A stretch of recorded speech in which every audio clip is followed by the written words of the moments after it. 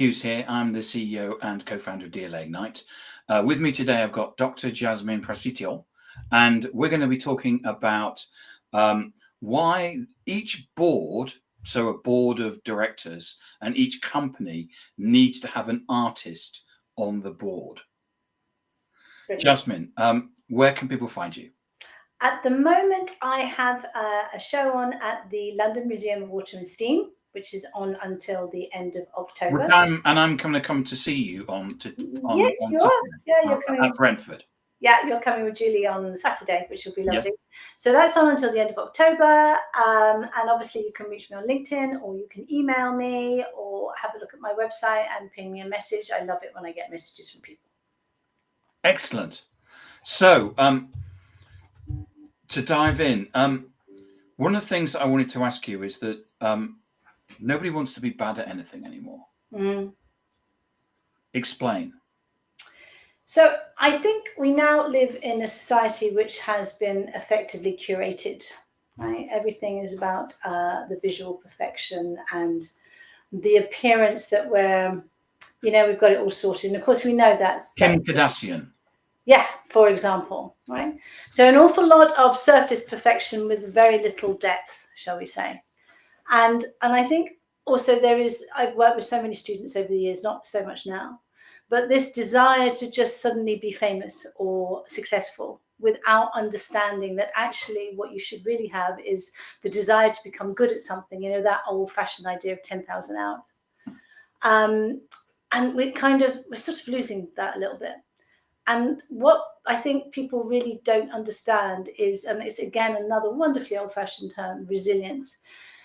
I'll use an analogy. An artist loves using analogies and metaphors. There was a case, I think, where they grew. Not I think. I know that they grew trees within a greenhouse, and they grew fairly tall, but they kept breaking. They kept snapping off.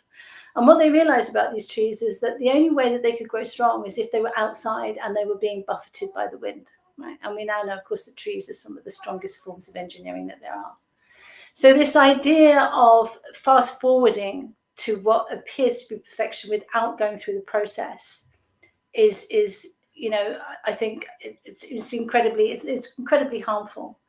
And I think we should stop using words like failure. I don't think there's any such thing as failure. In science and art, if you think about it, the best creations I've ever had are when there's a chance element. I spill something or I let something drip. I can never repeat it. We know there are so many stories of, from penicillin on, from when things have been discovered. But of course, the one thing that science, one of the many things that science and art share is attention, the ability to observe when something is useful. So yeah, that's the thing. No one wants to look bad at anything anymore, and they've kind of forgotten that actually that's the fun bit. It's the doing, right? I'm very much an analog person, and I know that we learn by doing, we learn by experiencing.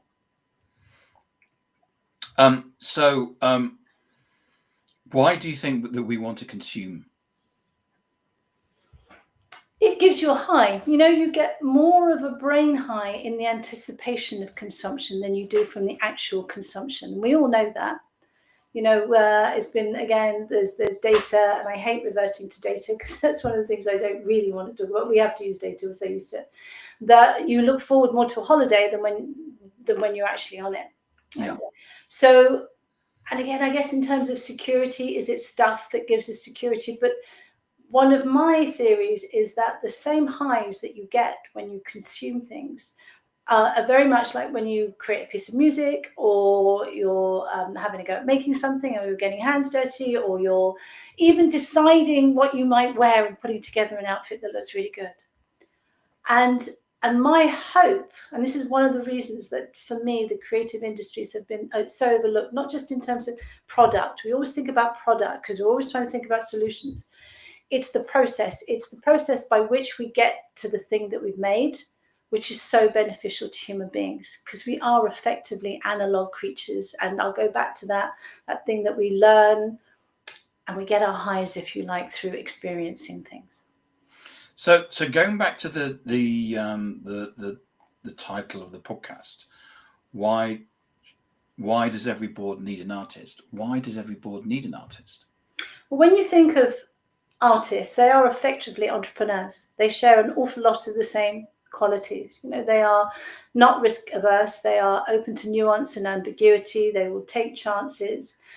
But the problem, the difference between artists, not just artists, when I talk about artists, by the way, I mean everything from a poet to a writer to a musician. I'm talking about all of the humanities, all the creative arts.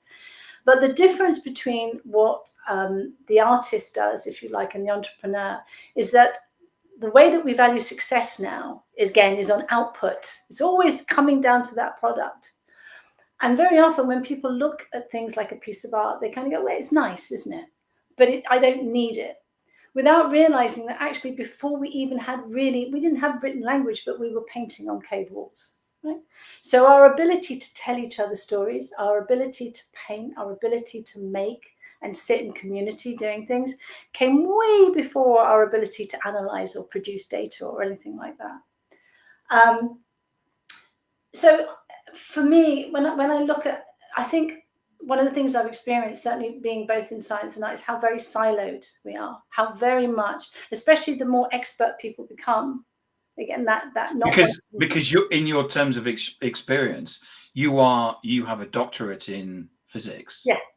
But you are also an artist. I am, and I've run my own business for 20 years. I ran a business because I had to, because I don't fit anywhere. I had to actually create my own lifestyle, and I thought, well, I need to make money as well as make art and bring out my son. And so, you know, I've done all of those types of things, and I know that you can do it with a bit of creative thinking. But when I have worked with a few businesses, I've worked with an architectural firm, I've worked with some engineering firms. And invariably what happens is, certainly with engineering firms, they will hone in on the data and tell you how amazing their mathematics is. And I will have to say to them, yeah, but hang on a minute. Why did you make this thing? What was that drive? What was that spark? What was that story that you told yourself? I said, because that's what people want to hear. And if you look at, in terms of, I was doing a bit of reading about this. Apparently there's something called the McKinsey Index, because again, we always like try and relate things to quantity. You know, the more creative a company, the bigger, the more successful it is. That might be on the bottom line, but I would also argue that now with the advent of AI, and also if you go back to the story of our progression, it's all been based on energy, Tim, whether it was our own physical energy, and then it became horses, and then it became coal and oil. Our energy needs are obviously changing. We are no longer able to make things at, you know, cheap profit anymore. AI is going to take an awful lot of this work away. So we really have to reframe what it is that success is again. And that, I guess, is one of the biggest stumbling blocks. But this is why I think we need people with very different perspective on boards, because we're not trying to achieve the same things. And very often, again, people, you know, and I'm guilty of it myself. I remember during my PhD, I couldn't see the wood for the trees. You need somebody else to come in from outside who doesn't understand your language to break it down to its lowest common denominator and go, actually, the problem you think you have is not the problem you actually have. I think quite often we have confirmation bias, isn't it? That what we're looking for is what we want. Yes, precisely. And also, wouldn't it be, if you look at some, you know, in fact, some of the biggest tech firms, I don't know about so much now, but they were all based on experimentation and play. You know, they made a big deal of having play at the heart of things, because when you think of where ideas come from, you can't innovate between 10 and 12 on a Tuesday. It doesn't work like that.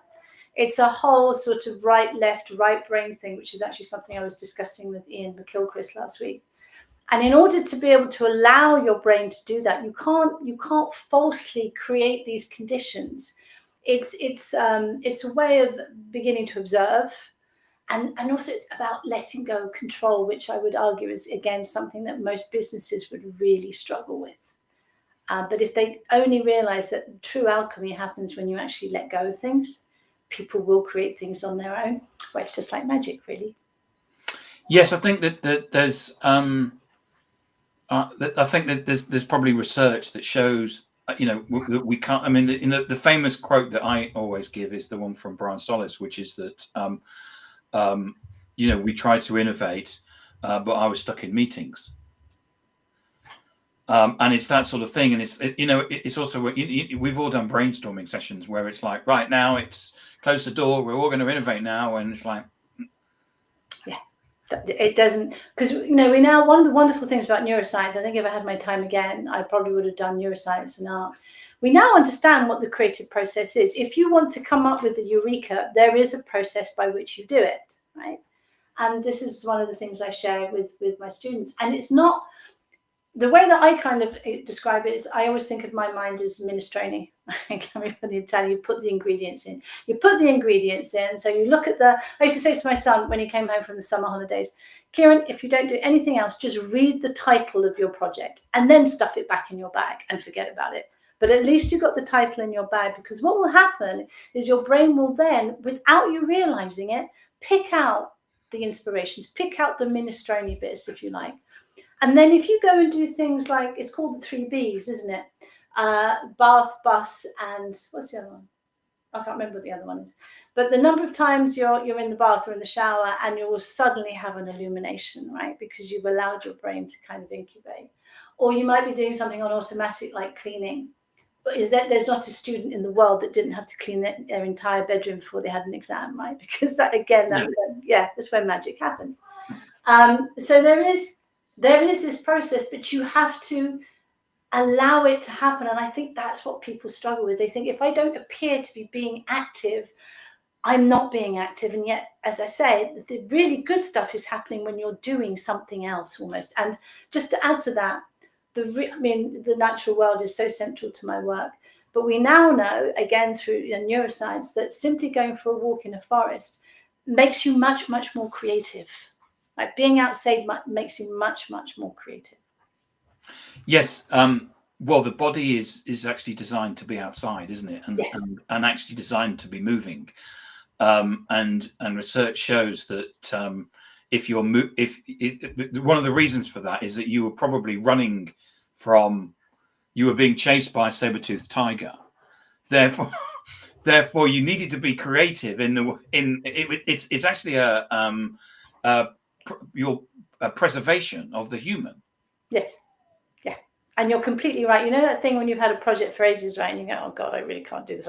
And then literally the night before, it's like, ding! And you go, now you're telling me how to do it? And it's that saber-toothed tiger thing, because you think, oh my God, you're just about to die. So I'm going to give you that little nugget of an idea at the back.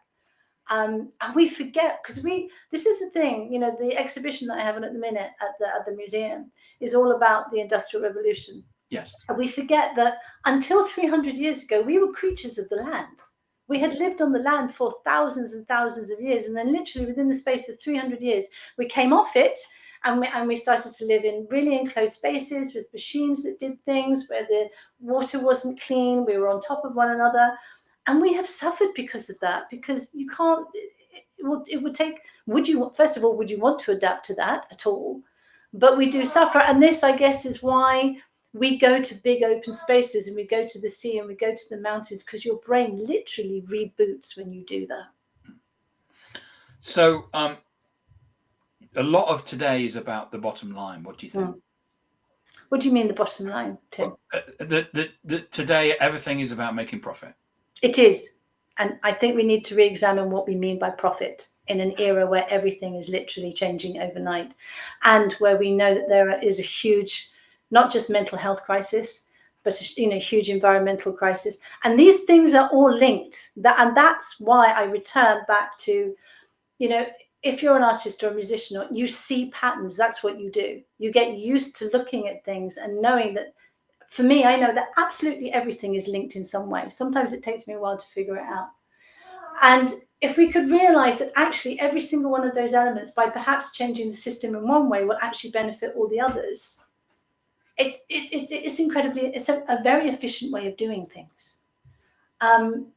So, if you're a company and you want to be innovative and you think, what's the next new thing? I can guarantee if you speak to many artists, they have their tentacles out. They understand the zeitgeist before it happens. I know that's certainly been my history. I'm usually a bit ahead of the curve in terms of what I'm making. I guess maybe, I don't know if it's because you are just picking things up from people, or you're reading things, or you're going down rabbit holes that other people aren't. But if you want to know what's just around the corner, speak to an artist, speak to a musician, you know. And again, when sometimes kind of go, oh, well, they are all a bit fluffy, I always remind people, listen, you think it's fluffy until you have one of those existential moments in your life, like you fall in love, or someone dies, or you're questioning, you know, the meaning of your life. And then we all revert to the same song on repeat, or staring at the same piece of art. It is fundamental to the way that we tick, Tim. And the way that we think it is, because we think that we think in facts, but in fact we're not. We're actually driven by chemicals, aren't we? We are. And we can't. The really interesting about the hemispheres of the brain is that we, for the last 300 years, we have given value to language, number, rationality. The way that part of the brain pays attention is not the most important. We can't actually put into words, and this is one of the things that I think so many artists struggle with when they're trying to talk about their work, for example. You can't put into words something that you feel. We have mistaken ourselves for thinking creatures that feel, whereas I believe we are feeling creatures that think. Yeah. So when we met to do this and prepare for this, I know some people would be amazed to know that I do prepare. You talked about birdsong, and you said that an ability to hear birdsong, and you said that was worth equivalent of £1,500. It could be $1,500 in your pay packet. Yeah, I remember reading, and again, it goes back to our ancient ways of being. And I was thinking about this because I have cats, don't really get very much birdsong in the garden, but I remember reading a Guardian article years ago, because we feel good when we hear birds. So I remember when I went to visit my parents in New York when I was a kid, I thought there were no birds here, and I missed it. And yeah, they kind of, again, they equated it, let's give it a quantity, that the well-being gives, it's like having that extra money in your pay packet. And I think it comes down to, if you can hear birdsong, it gives you that ancient security that you're not being chased. There are no predators in the area. And so again, this is all subconscious, and it's incredibly deeply hardwired. And even if you think of the sound of rain or the river or the sea, it gets your brain into a certain harmonic where you feel at peace, because you know that you're safe, because you know there is water for you to drink, and therefore you have one of the most fundamental things that you need. So we come from nature, and I think we have forgotten that, and we have forgotten that all our progress, all of it, has come from the natural world. And we need to, you know, and that's, I think, one of the reasons we're also not feeling very good in ourselves as well, Tim. I listened to a Desert Island Discs recently on Radio 4. And unfortunately, I can't remember the name of the person, but they're a famous gardener. And she said that, you know, when she was asked at the end of what was her favorite song, one of her picks was actually the sound of the nightingale. Oh, wow. And actually, and she'd picked, you know, all kinds of people like Eddie Cochran and as her songs and that.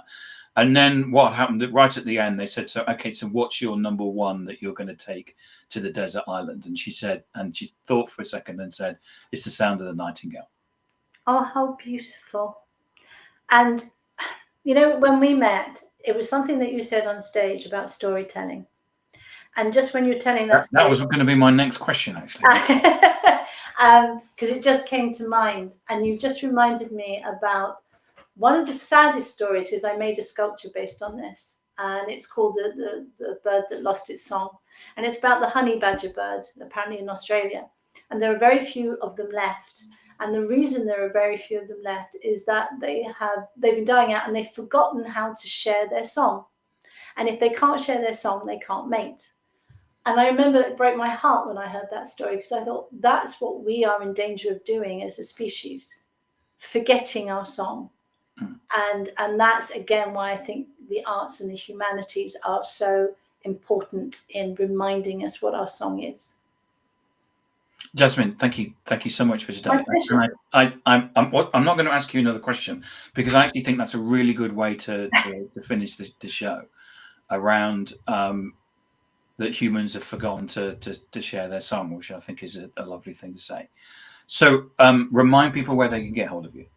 So you can email me at jasmine@pradissitto.com.